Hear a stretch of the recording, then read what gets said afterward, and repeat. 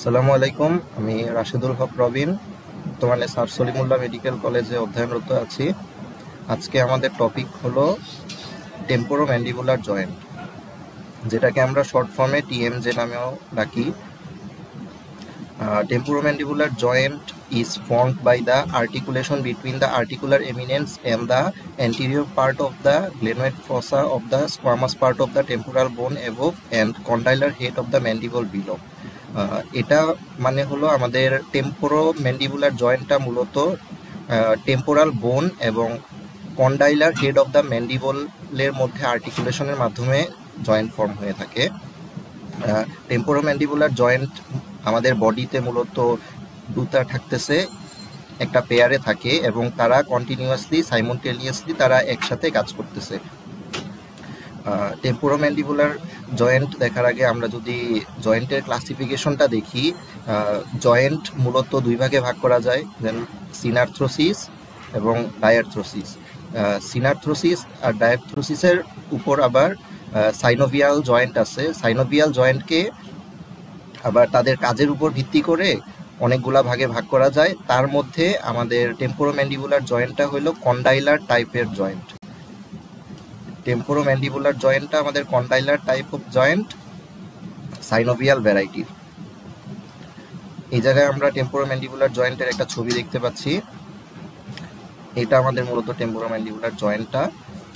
এর মাঝখানে আমাদের টেম্পোরোম্যান্ডিবুলার জয়েন্টের এই অংশটুকু হলো ম্যান্ডিবুলার ফসা, যা টেম্পোরাল বোনে থাকতেছে, এবং এই অংশটা এটা হলো আমাদের কন্ডাইলার হেড অফ দ্য ম্যান্ডিবল। এই দুইটার আর্টিকুলেশনের মাধ্যমে মূলত আমাদের টেম্পোরোম্যান্ডিবুলার জয়েন্টটা ফর্ম হয়। মাঝখানে আমাদের একটা আর্টিকুলার ডিস্ক থাকতেছে। এই আর্টিকুলার ডিস্ক, এই অংশটা আর্টিকুলার ডিস্কটার থাকার কারণে আমাদের দুইটা জয়েন্ট ক্যাভিটি ফর্ম হয়। এই জয়েন্ট ক্যাভিটি দুইটার উপরের অংশটাকে আমরা সুপিরিয়র সাইনোভিয়াল ক্যাভিটি এবং নিচের ক্যাভিটিটাকে আমরা ইনফিরিয়র সাইনোভিয়াল ক্যাভিটি নামে ডাকি। অনেকগুলা লিগামেন্ট এই অংশটায় আমাদের সাথে যুক্ত হয় টেম্পোরোম্যান্ডিবুলার জয়েন্টের।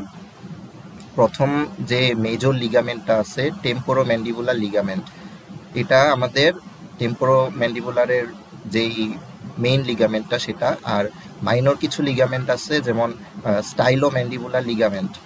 এটা আমাদের যেই স্টাইলয়েড প্রসেস আছে, এই যে স্টাইলয়েড প্রসেস, এই স্টাইলয়েড প্রসেস থেকে ম্যান্ডিবলের দিকে থাকতেছে, তার জন্য এটাকে আমরা স্টাইলোম্যান্ডিবুলার লিগামেন্ট বলতেছি। আর আরেকটা আছে স্ফেনোম্যান্ডিবুলার লিগামেন্ট, সেটা হলো স্ফেনোয়েড বোন থেকে আমাদের ম্যান্ডিবলের দিকে আসতেছে, এটা হলো স্ফেনোম্যান্ডিবুলার লিগামেন্ট, যেগুলো minor ligament. Nerve supply, temporomandibular joint যে এই জয়েন্টের নার্ভ সাপ্লাইয়ের মধ্যে আমাদের এই যে ইন্ট্রা আর্টিকুলার ডিস্ক, এই আর্টিকুলার ডিস্কটায় কোনো নার্ভ সাপ্লাই নাই। তার কারণে আমরা যখন মুভমেন্ট হয়, তার কারণে মুভমেন্টের সময় আমরা ব্যথা ফিল করি না, কিন্তু তার আগে এবং তার পরে নার্ভ সাপ্লাই আছে।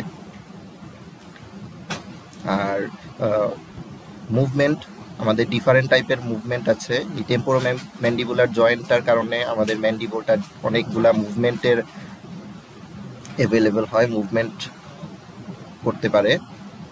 তো ম্যান্ডিবলটা মূলত আমরা যখন কথা বলি তখন টেম্পোরোম্যান্ডিবুলার জয়েন্টের মধ্যে মুভমেন্টটা হয় রোটেশনাল মুভমেন্ট, শুধু ঘুরতে পারে। কিন্তু যখন আমরা ম্যাস্টিকেশন বা আমরা খাবার খাই, তখন আমাদের সাইড টু সাইড মুভমেন্ট এবং স্লাইডিং মুভমেন্ট হয়ে থাকে।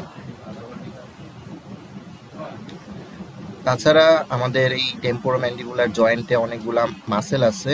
এই মাসেলগুলা কারণেই মূলত আমাদের এই মুভমেন্টগুলা অ্যাভেলেবল হচ্ছে, মুভমেন্টগুলা হতে পারে। সেগুলা superior head of the lateral pterygoid, inferior head of the lateral pterygoid, এইসব কিছু মাসেলগুলা কারণেই মূলত এই মুভমেন্টগুলা হয়ে থাকে। তো এটাই আমাদের আজকের টপিক। ধন্যবাদ সবাইকে।